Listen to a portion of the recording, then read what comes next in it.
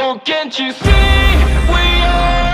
running out of time. You're gonna lose your mind if you think you're doing fine.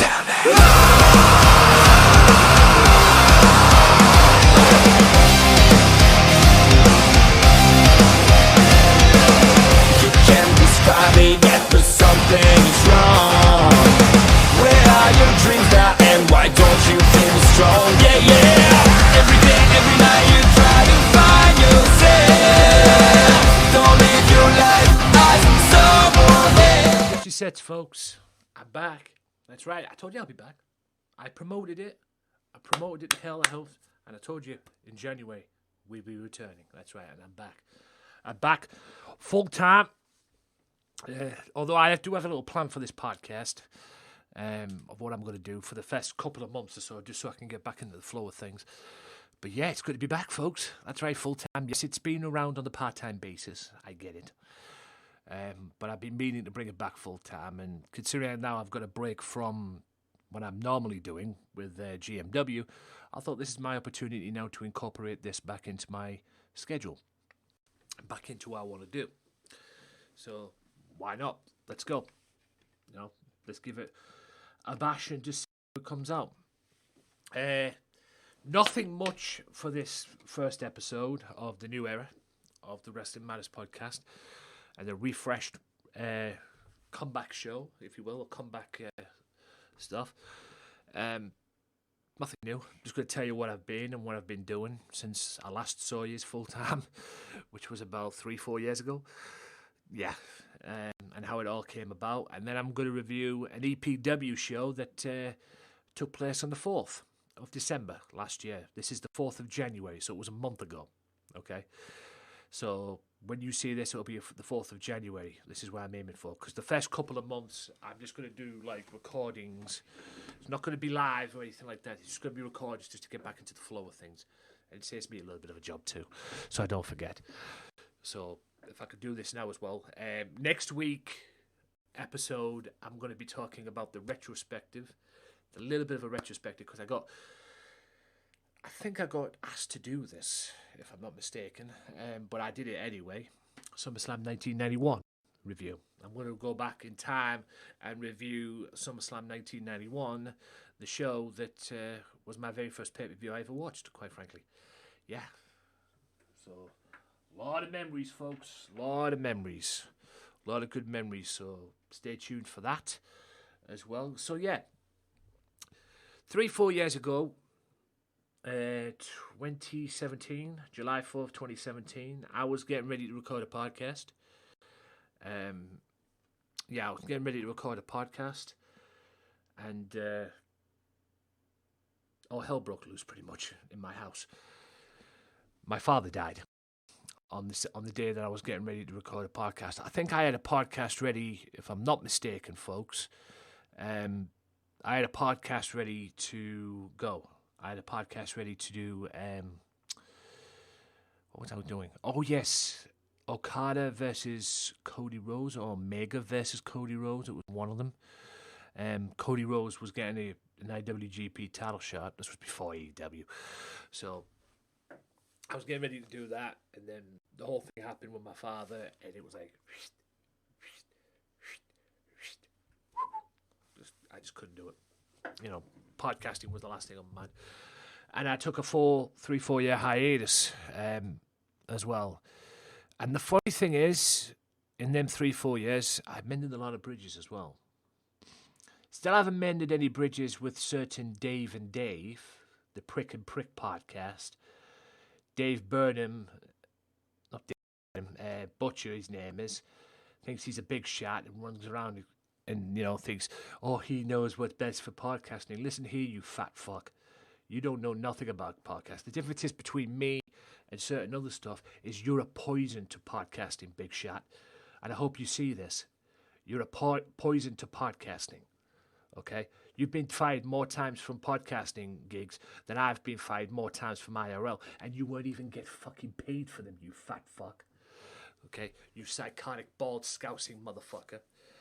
And I mean that no disrespect to anybody who's from Scousing world, but he's a disgrace to you guys, this guy. He's a fat, useless fuck. I've seen all your stuff. You know, your interview with Shane Taylor. You're fucking useless, bro. If you think people are buying into your crap, then you're a fucking idiot. Daz finally woke up and smelled the coffee and realised what a piece of shit you are, pal. And like I say, when I had fallen out with Max Wrestling, it wasn't because of Daz. It was because of him. He was the reason. Him and his sidekick, Burnham, the Sheffield guy who can't even fucking do a podcast. He seriously can't do a podcast without breaking every 5-10 minutes just to get a segment in. You know, I don't need to do that on here. Okay? And I could say that. I'll rant on this channel because I literally don't give two fucks. You can both go fuck yourselves. And like I said, you're on your own now, pal. Because nobody wants to let you ride their coattails. So you either do this on your own or you don't do it at all, pretty much. And no one gives a shit about you anyway. The last time I heard from Burnham, he sneaked into one of my premieres on Facebook and started copying. Oh, he doesn't know about it. Neither do you, pal. Listen, I take care of my business. I do things now my own way. And I've learned a lot from the last time I had to deal with your useless ass. I mean, the guy comes on to my DM after I was on a recent episode of Max Wrestling. And this prick comes onto my DM and says that he didn't like the use of somebody using the N-word on the show. Seriously? Seriously? You're a fucking useless fat sack of shit who's been fired more times from podcasts than I have had IRL jobs, okay? And you think your stuff is going to get you anywhere? You're fucking delusional, okay? And I don't give a fuck about your illness. Hell, I've been suffering from mental health as well. But your illness is no excuse for how much of an asshole you are, pal. And that's a shoot right there, ladies and gentlemen. Shoot to begin the era of this podcast. So yeah, besides all that as well, I made some built some bridges and everything. And yeah, hopefully this year as well, this season, or when I do this podcast or whenever, hopefully I can get some more interviews going. Like I say, we're just doing the first couple of months just to get back in the saddle of it. But the aim is to get more interviews. I'm looking to do interviews as a separate show. So if I do one show, you know, up there, I'm not going to do another hour of it. The whole interview itself, even if it's 2 parts, will be, or 3-parter. The interview itself will go through, it'll be one interview 1 week, next interview the next week, and the same interview the week after, if it turns out to be 3 parts. I'll try not to make it that, but it is what it is. It keeps you guys guessing, I suppose. But that all depends on what I get. So that will be in the pipelines as well. But like I say, for the first couple of months, this is January 4th, you're seeing this. We're going to, just go with the flow and see where these first couple of months takes us, or takes me, as doing this podcast as well. Do I want to review WWE? No, at the moment. I'll probably do that in the new year. Like I said, this is being recorded on December the 6th, I believe. Like I said, I'm not going to bullshit you guys. Like I said, I'm doing this in advance. December 6th, this has been recorded on. And this past Sunday was NXT TakeOver. And I'm dreading NXT, man. NXT is not the black and gold brand anymore. It's the 2.0 now. And, yeah, it seems to be falling apart at the moment. It seems to be falling apart at the scene. Because there's a lot of people that are leaving and a lot of people that don't want to be a part of it anymore. And, it just is what it is. AEW at the moment is the #1 wrestling promotion around. Period. Changed my mind. Okay? Despite what Jim Cornette says and everybody else says, AEW is where it's at the moment for me. I love AEW. There's no one that can change my mind. People, talk about the booking and all that. Fuck you. Seriously. AEW is where it's at for me at the moment, folks. And you know what? I absolutely love it. I absolutely love it. And I wouldn't change it for anything. Right.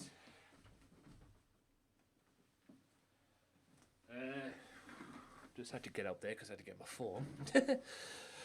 But yes, ladies and gents, that's what it's going to be. So that's the concept of the podcast. And the concept of where I want this podcast to go. There will be interviews on here as well.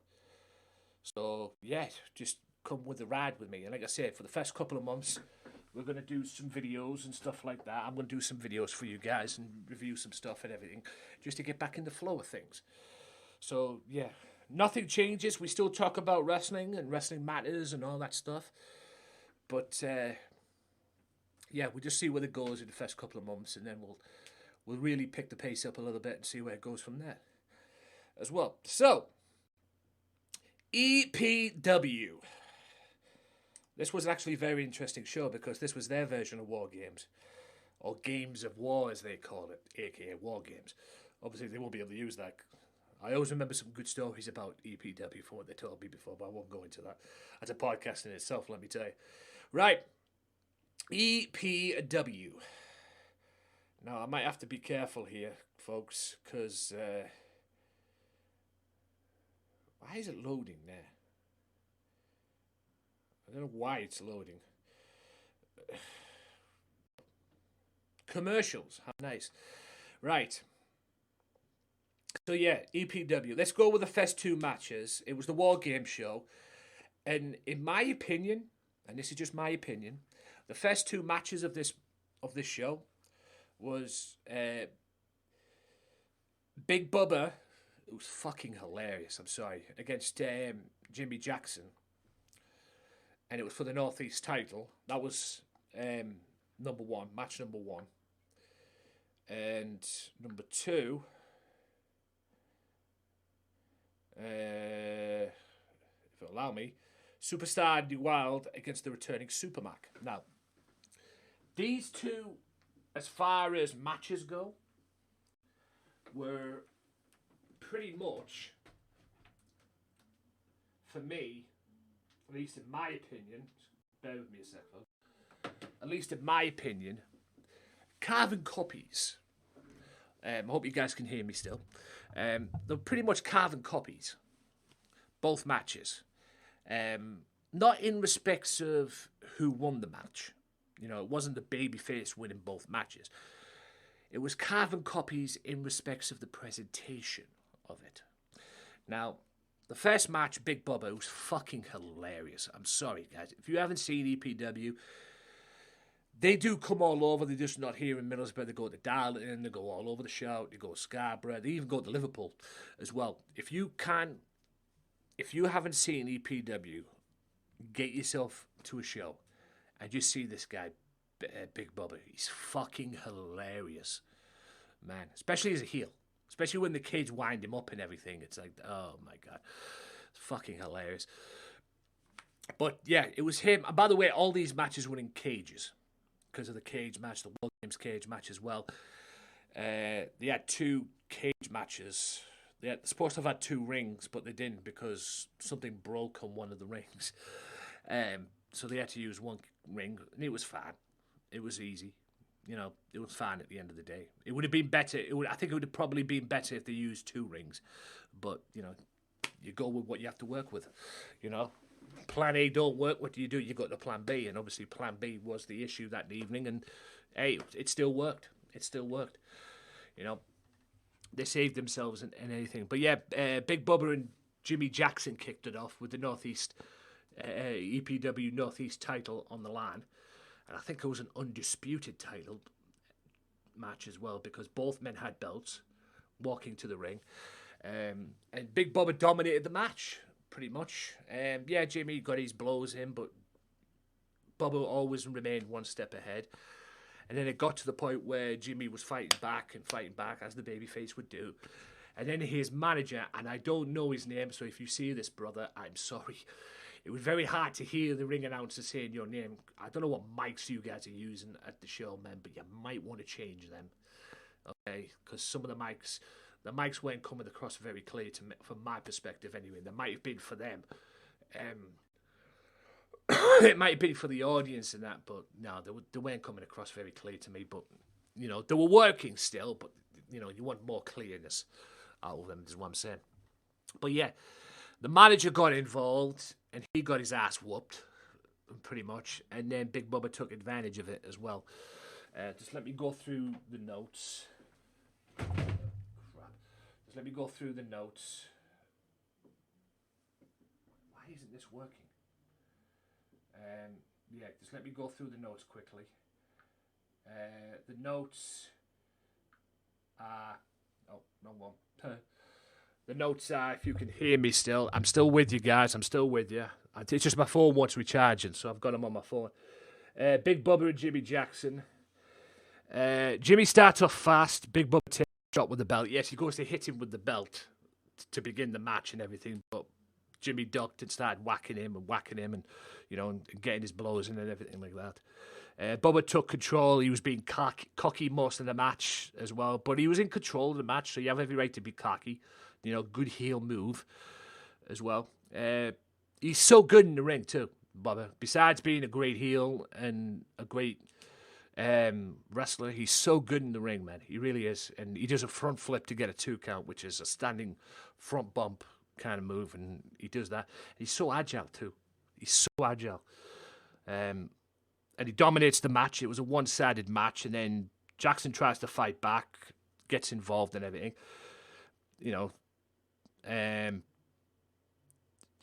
The manager took a shooting star press after he got involved. Jackson had him for a pinfall after a weird ref bump, and poor ref. That's all I've got to say. Poor ref. He took some ref bumps most of the night as well. Shooting star press on the manager, and as that was happening, Bubba took advantage of that, and I think he hit him with Sister Abigail as well, if I'm not mistaken, if I remember correctly. He hit him with Sister Abigail and won the match, and got the pinfall, became the undisputed Northeast champion. So, yeah, and there was more Bubba later on in the show as well, the episode of the show as well, which was very good. So yeah, all around good opening one. But like I say, presentation wise, it was a carbon copy of the second match, which I'm going to, which was Superstar Andy Wild and Supermac, and not much was taking place in this match. Not much really happened in this match like it did in the first match, but it was a carbon copy on from the presentation standpoint. And what do I mean by that is it was the heel dominating most of the match, and then the babyface gets the win. In that one, it was the heel dominating the match, babyface coming close to the win, and then the manager gets involved and costs the babyface the match, and then the heel gets the victory.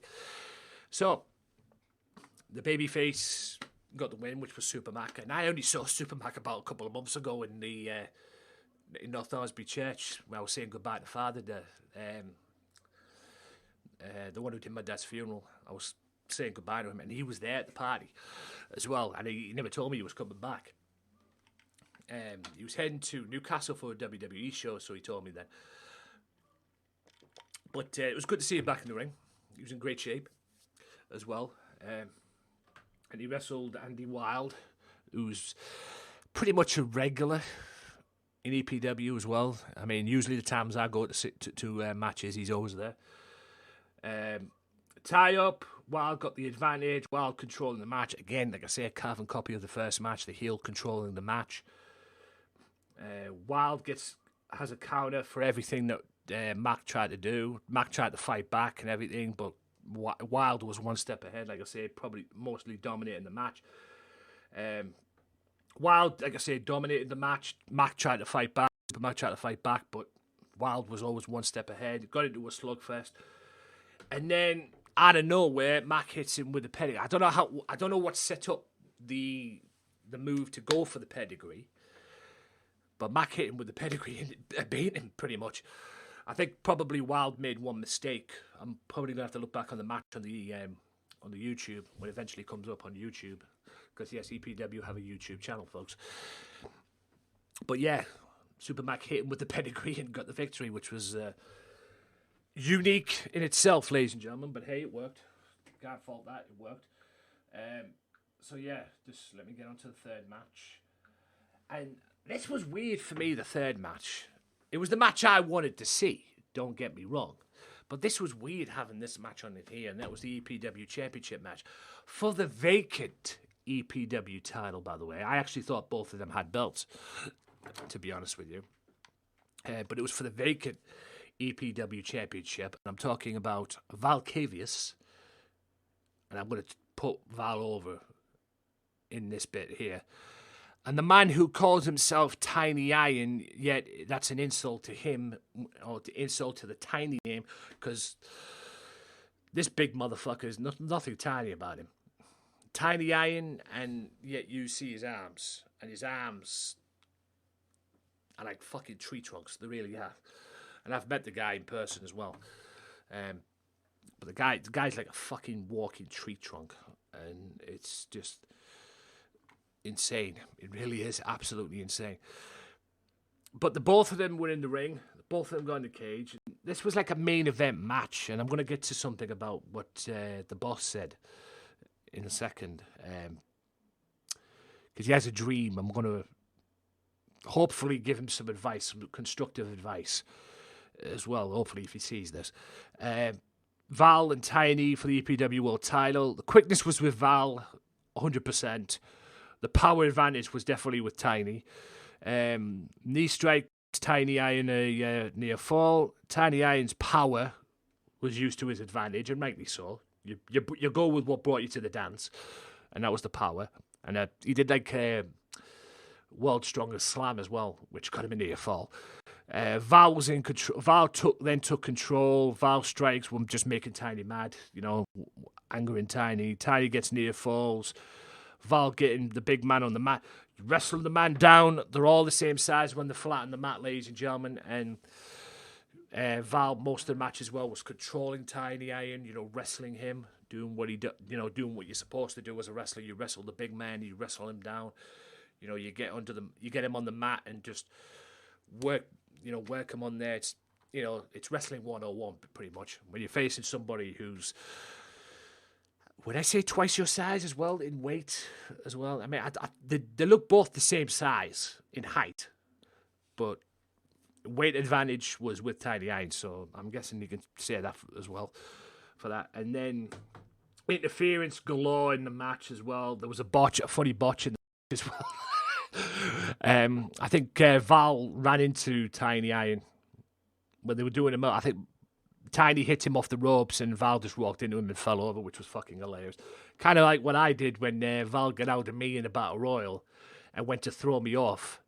You went to throw me over the top rope. This was in Rainbow Leisure Centre.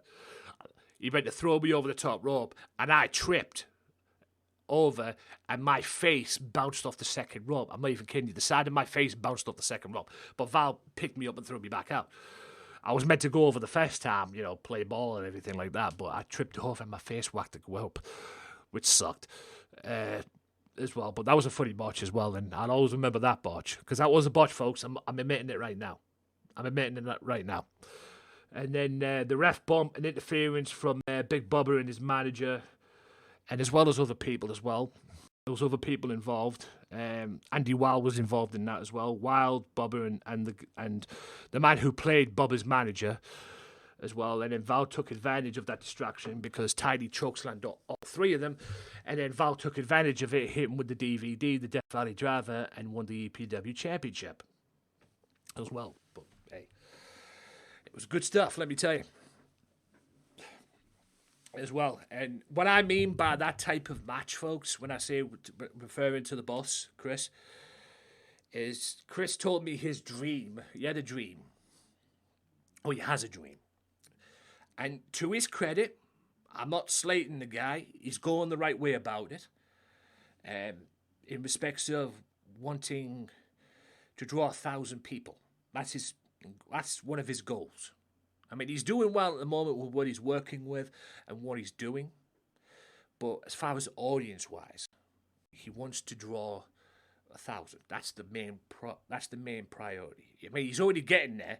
He's not far off it. I mean, the show that I went to in September of last year, which was at the same place, the Sports Village, the show that I went to the last time I went there, before the 4th of December, he drew 800 people.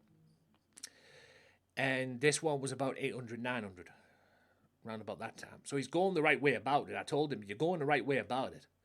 You just keep it going. You just, keep it going and everything like that. But one advice that I would give him is get people that can draw. If there's an opportunity to get somebody that the crowd would pay money to see, do that.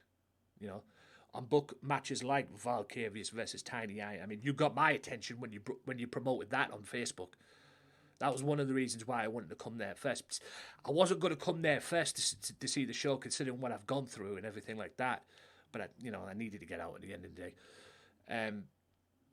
but I wanted to come to but that was one of the reasons why I came to the show. So when I saw Tiny Iron versus Valkyrius on the show, that got my attention. And that's what you want to do. You want to get people's attention like that. I know you're not stupid, Chris. I know you're listening to this right now. I know you're not stupid. You are a promoter, and you've been doing this for how long and everything like that. So I know you know your thing, but that's what you need to do. You need to get somebody, and because like I say, it's all right booking a show and drawing people and getting people to buy tickets and everything like that.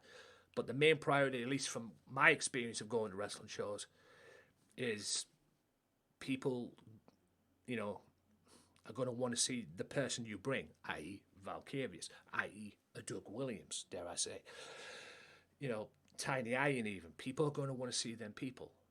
You've got to figure out, if there's an opportunity, I know it's probably difficult to get people to come to the show and everything like that, but if there's an opportunity to get a big name player, not saying that Tiny Iron, Valkyrius are not big names, but if there's an opportunity to get another big name, get it.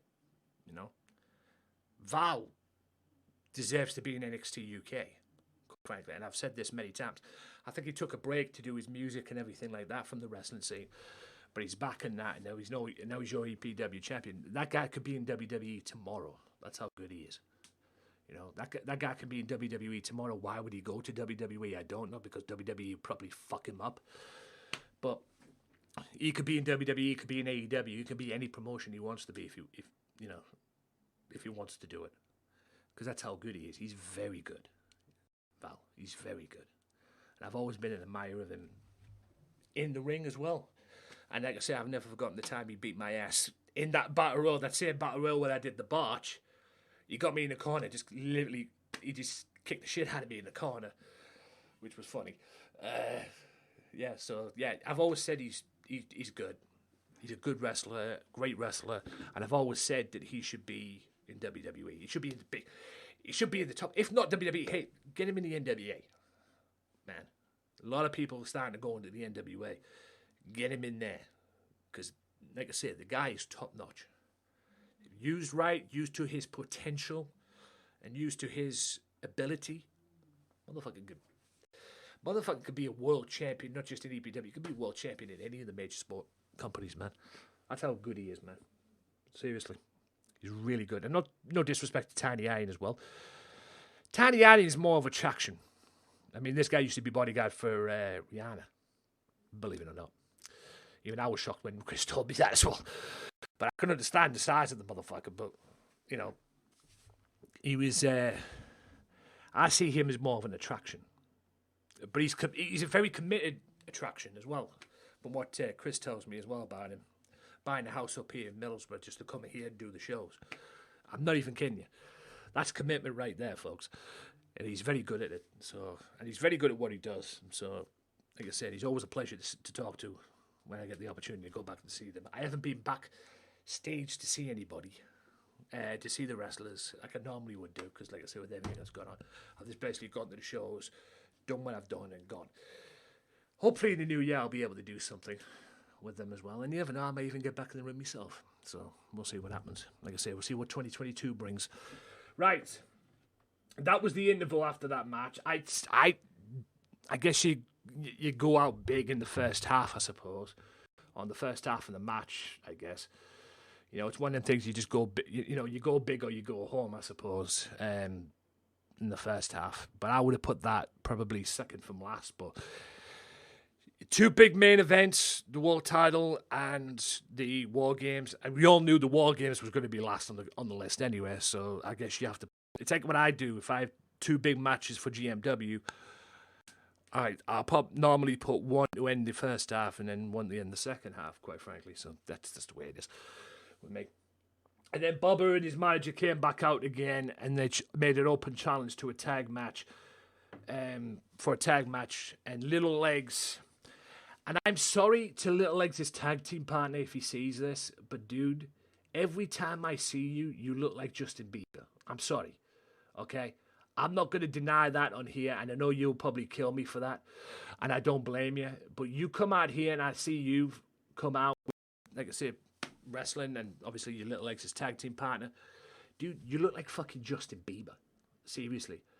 I keep thinking I see Justin Bieber in you. Fucking hell. But yeah, it was. I can't remember his name. Like I say, the what they call it was. The what they call it wasn't. Very clear. The mics weren't very clear on the show, but yeah, the match was basically all about Little Legs, pretty much. Little Legs making complete asses of Bubba and his manager and everything in the tag match and everything. So it was basically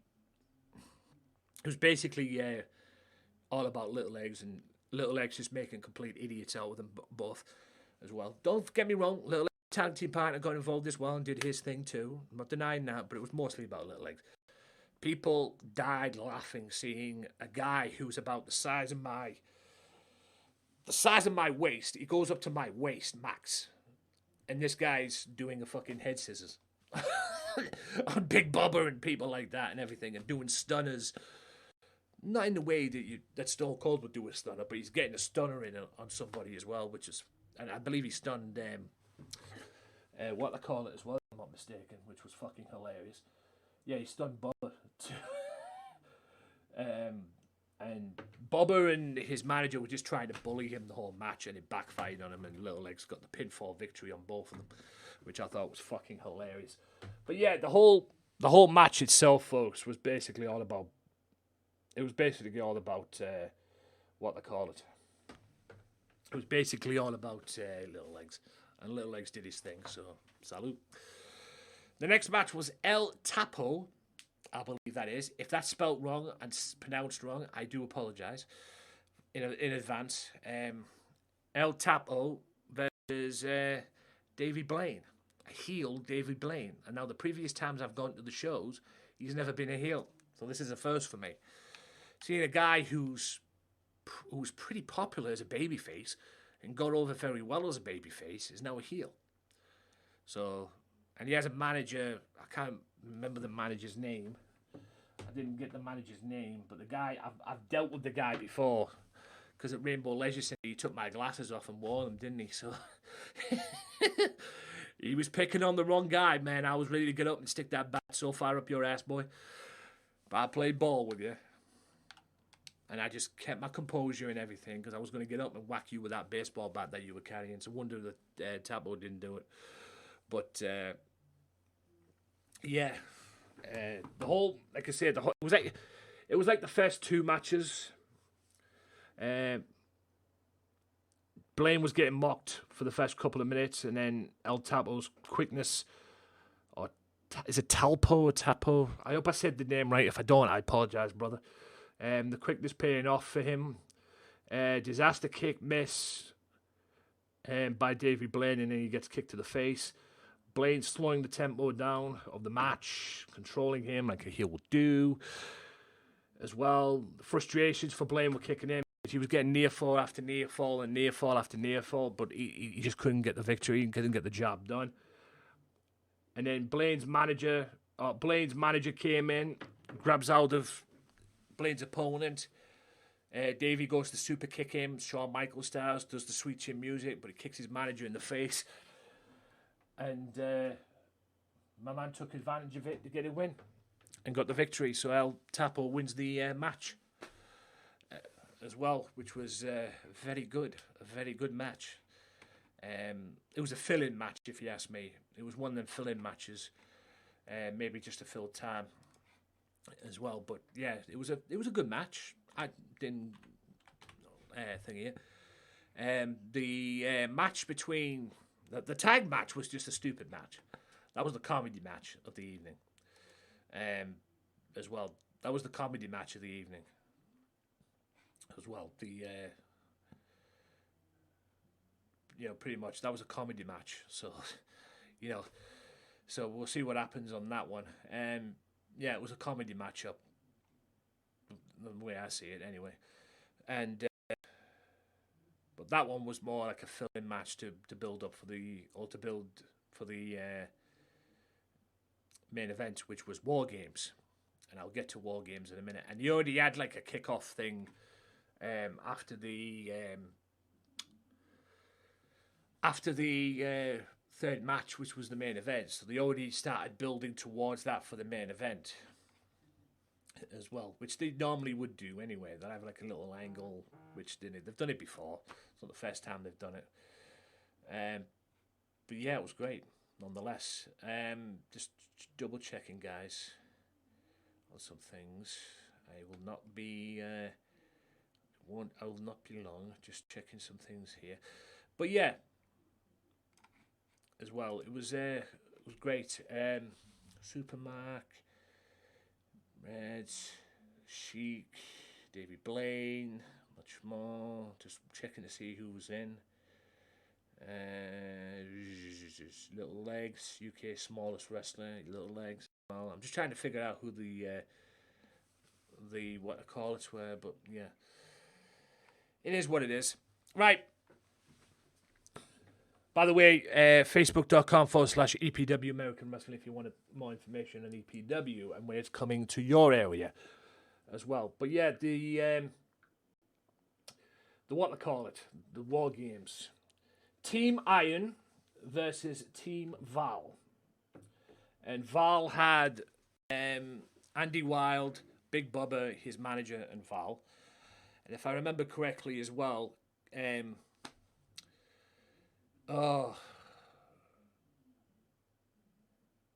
Jimmy Jackson, Kevin Kelly, and I forgot the other one. Jimmy Jackson, Kevin Kelly, Tiny Iron, Kelly and Wild start the match. Oh, Super Mac, of course. Super Mac as well. So yeah, those were the teams. Tiny Iron, Super Mac, Kevin Kelly, and oh shit. And Jimmy Jackson.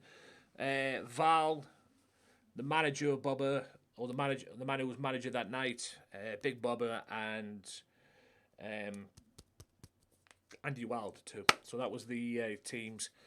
And it was obvious. I mean, let me go through the list of what I've got here of who came in. Like I said, Kevin Kelly started the match, the man formerly known as 619.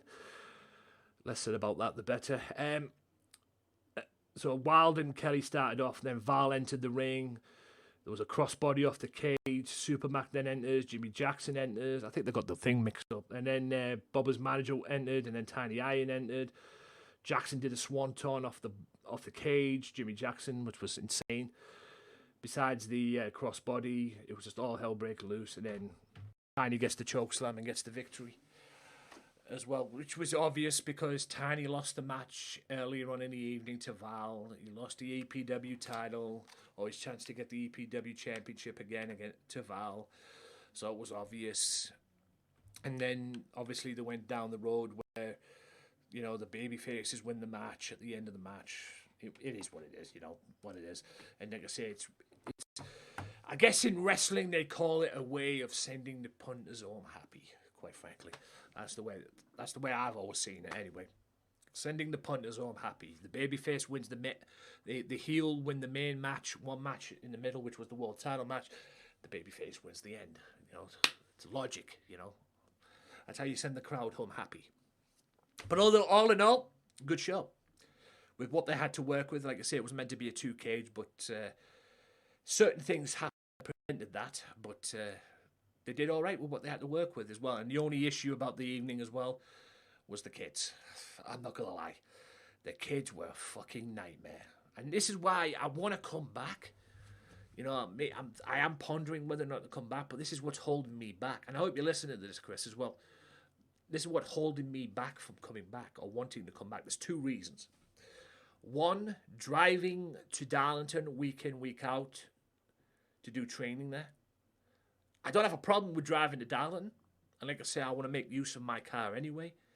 But knowing me, knowing the guy that I am, I'll probably get bored of it after a while. I'll probably get fed up with driving to Darlington a week in, week out just to train there. So that's what's holding me back as well. Whether I can hack that or not, or whether I'll eventually get used to it and it won't be a problem, I don't know.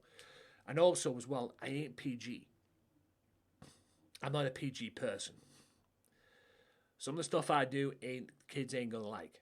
Okay, you know that better than anybody as well. And like I say, handling the kids that evening as well for you was an absolute nightmare. Just this sea of kids. And even Sharon came up to me when I was standing near the merchandise stand. You know, I kept myself to myself that evening. And Sharon came up, the boss's partner, came up to me and said, I'm just a sea of kids. It was like, you know, she couldn't hack it.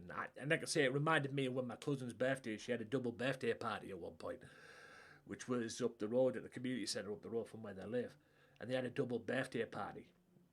It was meant to be for her, but they had a double birthday party.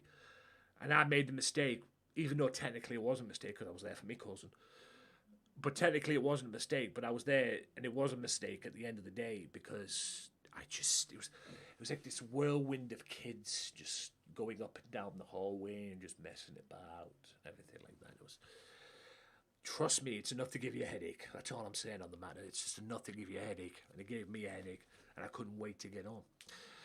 But yeah, all in all, ladies and gents, the EPW show, besides the kids, I even said at the end of the matches, kids. Well, apart from the kids, the show was a hit as well. So yeah. But all in all, if they are in your area, if EPW are in your area, guys, get yourself down there. Okay, you will not regret it, folks. You will not regret it. Go and see them. Any chance you get, go and see them. Like I say, there's a lot of PG stuff as well that goes on there, which is technically not my style. But it's worth the money, guys, as well. And heck, if you want to be a wrestler as well, and you could be pestered going to Darlington week in, week out to train and everything. If you live in the Darlington area, then it's a piece of cake for you, pretty much.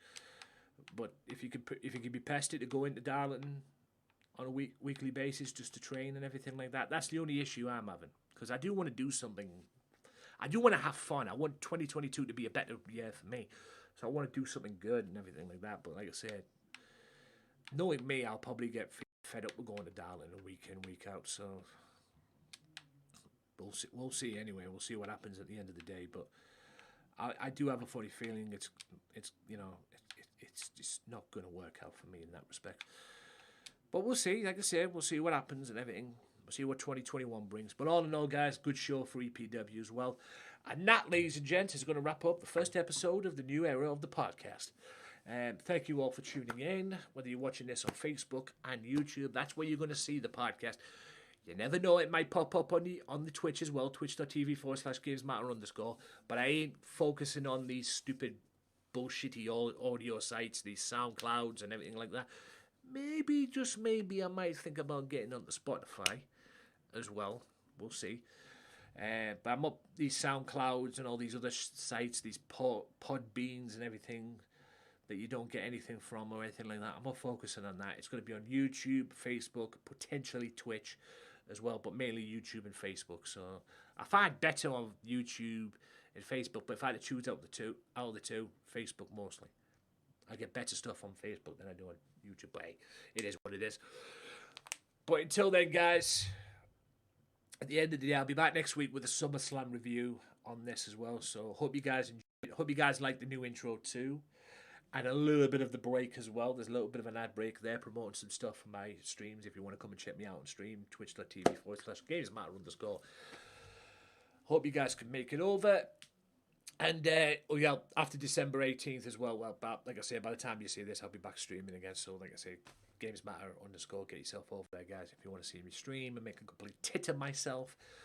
But in any event, guys, stay safe, and I'll see you next week for the SummerSlam review, SummerSlam 1991 review. So, hope you guys can join me for that, plus any other stuff that I might want to talk about.